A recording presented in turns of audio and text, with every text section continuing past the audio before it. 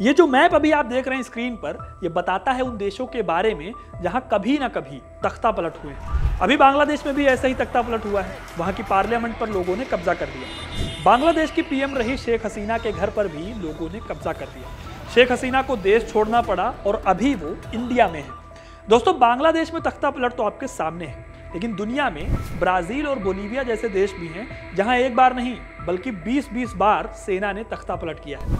आज मैं आपको 4 ऐसे हिस्ट्री के इवेंट्स बताऊंगा जब सेना ने अपने ही देश की सरकार को उखाड़ कर फेंक दिया और फिर उसके बाद उस देश का इतिहास हमेशा के लिए बदल गया। तो दोस्तों, इसे जानने के लिए वीडियो को एंड तक जरूर देखिएगा, क्योंकि अपना इतिहास नहीं जानोगे तो खुद को कैसे पहचानोगे।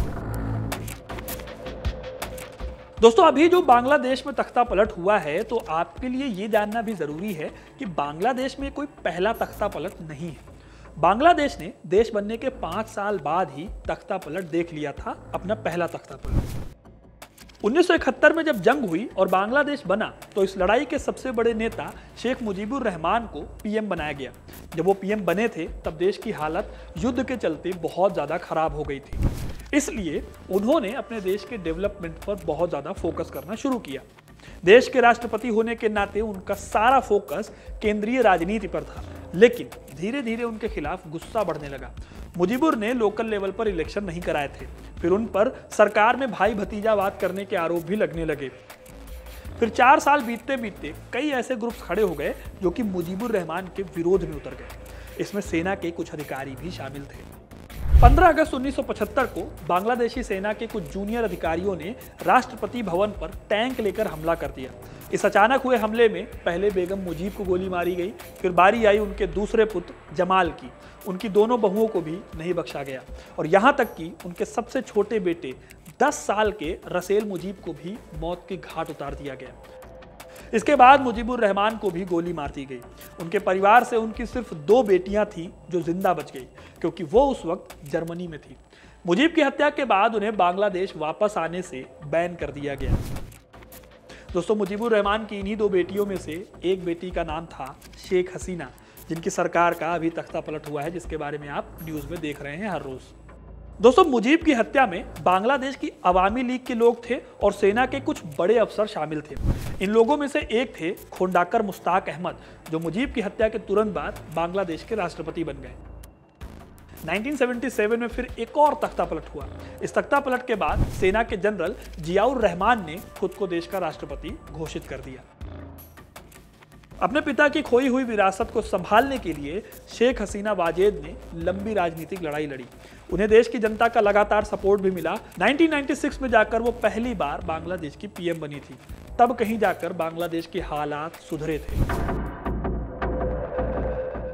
दोस्तों, अगले तानाशाह या तख्ता पलट की कहानी है इराक की। सद्दाम हुसैन इराक के तानाशाह थे। उनका जन्म 28 अप्रैल 1937 को तिकरित में हुआ।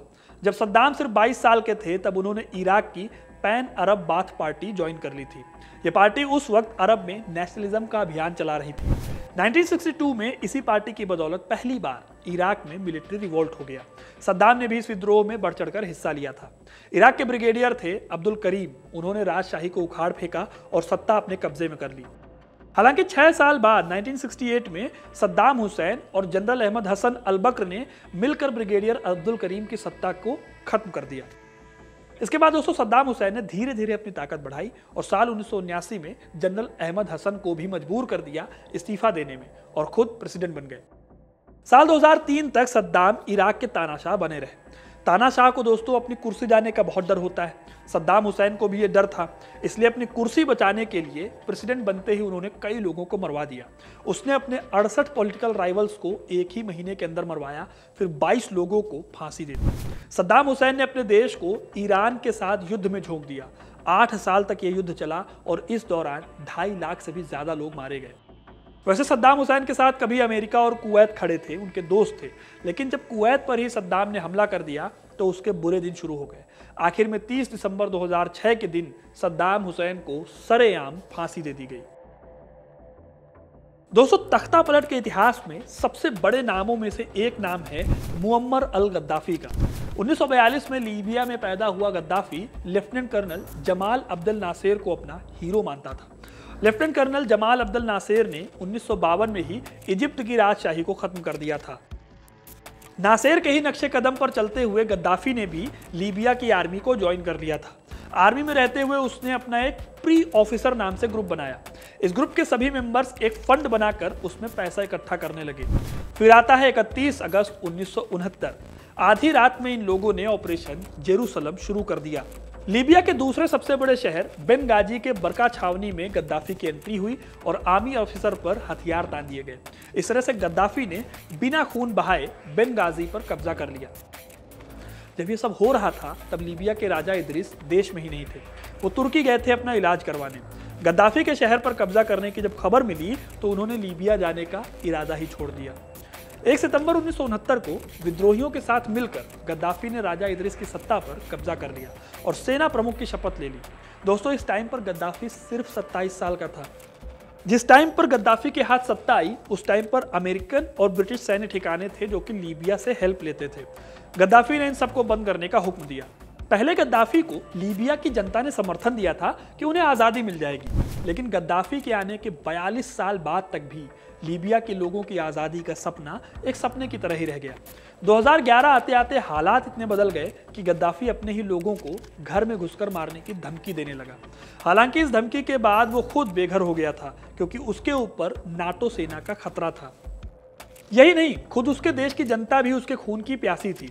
इसके कुछ समय बाद ही जिस जनता ने उसे सिर पर बिठाया था उसने उसे बेरहमी से मौत के घाट पे उतार दिया। अब दोस्तों आते हैं अपने आखिरी तख्ता पलट पर। बांग्लादेश की तरह ही दोस्तों हमारे पड़ोसी देश पाकिस्तान में भी तख्ता पलट का इतिहास बहुत पुराना रहा है। इस देश में आज भी सेना ही देश की पॉलिटिक्स को तय करती है। वैसे तो पाकिस्तान में कई बार तख्ता पलट हुआ है, लेकिन हम बात करेंगे पहले तख्ता पलट की। इस तख्ता पलट की नींव आज़ादी के टाइम पे ही रख गई थी।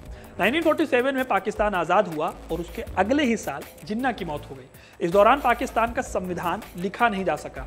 1953 में पाकिस्तान में तख्ता पलट की पहली कोशिश हुई। उस वक्त पीएम थे ख्वाजा नजीमुद्दीन। इनको पाकिस्तान के गवर्नर जनरल गुलाम मोहम्मद ने पीएम पोस्ट से हटा दिया। उन्हें इसलिए हटाया गया क्योंकि ख्वाजा नजीमुद्दीन जो संविधान बना रहे थे उसमें गवर्नर जनरल की पावर्स को कम कर दिया गया। पाकिस्तान के आर्मी जनरल अयूब खान और गुलाम मोहम्मद अच्छे दोस्त हुआ करते थे। नजीमुद्दीन को हटाने के बाद पाकिस्तान की हुकूमत को इनडायरेक्टली अयूब खान देखने लगे।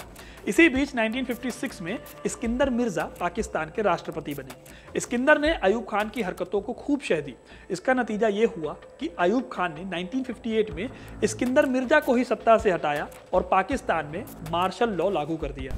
ये पाकिस्तान का पहला तख्ता पलट था। साल 1969 तक अयूब खान ने तब तक सत्ता संभाली जब तक अपने वारिस याह्या खान को सत्ता नहीं दे दी।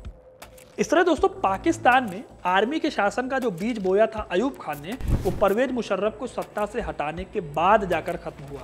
लेकिन आज भी पाकिस्तान में आर्मी का बहुत बड़ा रोल है, जिसकी वजह से यहाँ पर लोकतांत्रिक सरकारें बहुत कम चल पाती है। तो दोस्तों ये थे वो तख्ता पलट और उनसे पैदा हुए कुछ खतरनाक तानाशाह। कैसे देश में लोकतांत्रिक सरकारों को सेना ने, कुछ तानाशाहों ने उखाड़कर हमेशा के लिए फेंक दिया। आपको ये कहानी कैसी लगी कमेंट करके जरूर बताइएगा। वीडियो को लाइक और शेयर करना ना भूलें और ऐसी इंटरेस्टिंग कहानियों के लिए, इतिहास से जुड़े रहने के लिए हिस्ट्री कनेक्ट को सब्सक्राइब जरूर करें। धन्यवाद।